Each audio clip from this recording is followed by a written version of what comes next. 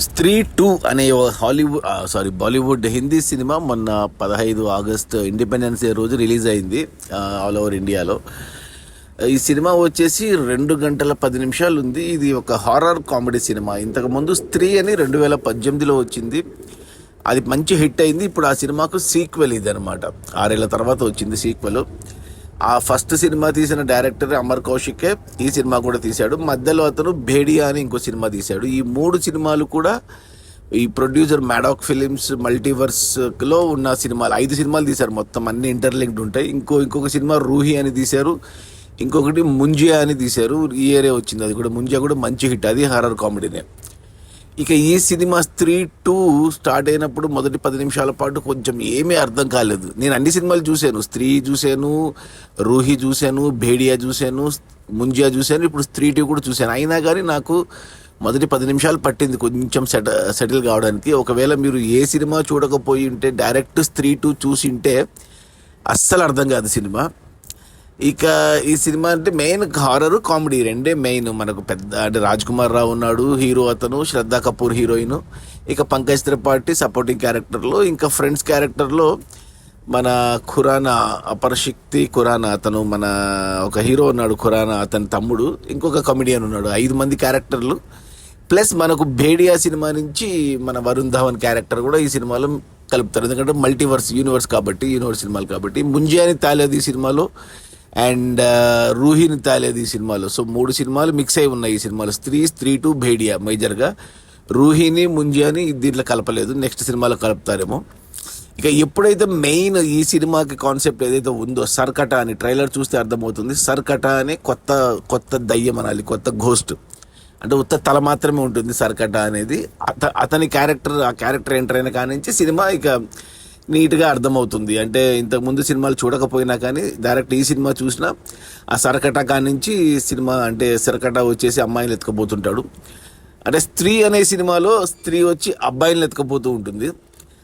దాంట్లో ఓ స్త్రీ కల్ ఆనా అంటే ఓ స్త్రీ రేపురా, ఈ డైలాగు మనకు తెలుగులో కూడా తెలుగు రాష్ట్రాల్లో కూడా ఒకప్పుడు చాలా ఫేమస్. ఇది నాకు చిన్నప్పుడు గుర్తు, ఇంటి గోడల మీద రాసేవాళ్ళం ఓ స్త్రీ రేపురా అనేసి.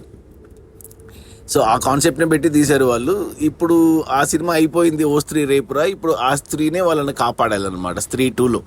సో సినిమాలో అదే జరుగుతుంది. సర్కట అనే విలన్, అంటే అంతా యానిమేషన్, అదంతా గ్రాఫిక్స్లో తీశారు. అంటే ఆ సర్కట విలన్ క్యారెక్టర్ అని మనుషులు ఎవరు కాదు, అది దయ్యం క్యారెక్టర్ అంతా యానిమేషన్లో తీశారు.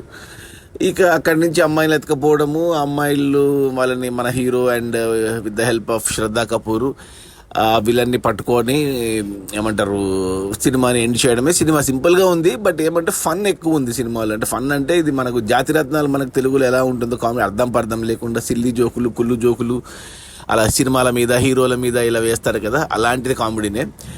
అవన్నీ ఎక్కువ హిందీ సినిమాలు, హిందీ హీరోలు వాళ్ళ మీద పడుతుంటాయి జోకులు, డైలాగులు. అవి ఫాలో అయిన వాళ్ళు ఎంజాయ్ చేస్తారు, అవి ఏం తెలియని వాళ్ళు ఎంజాయ్ చేయలేరు.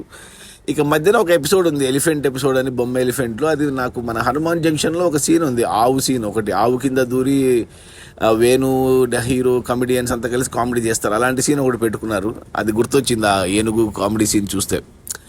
ఎంత పెద్దగా ఏమీ లేదు సినిమాలు. అంటే ఏమంటే బోర్ అయితే కొట్టదు. 2 గంటల 10 నిమిషాలు కాబట్టి ఒక 10 నిమిషాలు తీసేస్తే స్టార్టింగ్లో 2 గంటలు చకచక వెళ్ళిపోతుంది. మెయిన్ ఈ సినిమాకి నేను చూడడానికి కారణం, అంటే అన్నీ చూస్తాను, మెయిన్ నాకు నచ్చింది ఈ సినిమా రిలీజ్ ముందు మన తమన్నా భాటియాది ఒక పాట వచ్చింది, ఒక ఐటమ్ సాంగ్ లాగా, అదిరిపోయింది, నాకు భలే నచ్చింది.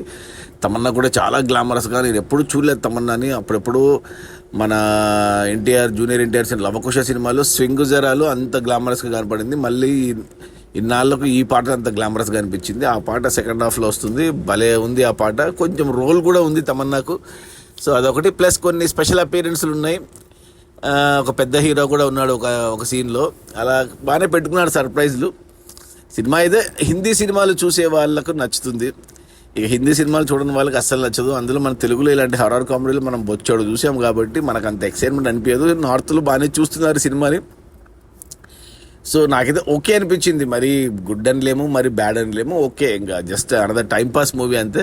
ఫ్యామిలీస్తో చూడొచ్చా అంటే చూడొచ్చు, నో ప్రాబ్లం. ఎటువంటి అంటే ఘోస్ట్ సినిమా అనేసి ఎటువంటి జంప్ స్కేర్స్ కానీ, భయపట్టే సీన్లు కానీ, లేదా హారర్ కామెడీ అన్నారనేసి బూత్ సీన్లు అలాంటివి ఏం లేవు కాబట్టి చిన్నపిల్లల నుంచి పెద్దవాళ్ళ వరకు కుటుంబ సమేతంగా చూడొచ్చు థియేటర్స్లో.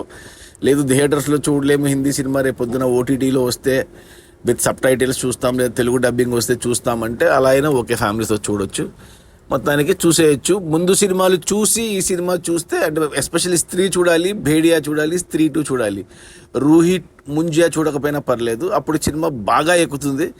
లేదు ఏవి చూడలేదు డైరెక్ట్ ఇదే చూస్తామన్నా మొదటి 10 నిమిషాలు వదిలేస్తే మిగతా 2 గంటల సినిమా ఎంజాయ్ చేయొచ్చు. కామెడీ బాగుంది, నచ్చింది నాకైతే. ఓకే, నా రేటింగ్ వచ్చి 2 out of 5.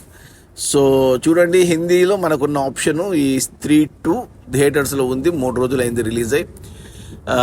నాకైతే బాగుంది. సినిమా రేటింగ్ వచ్చి 2 out of 5. సో రేపు పొద్దున థియేటర్లో కాకపోయినా ఓటీటీలో వచ్చినా కానీ ఖచ్చితంగా చూడొచ్చు, ఫ్యామిలీస్తో చూడొచ్చు. Okay, bye.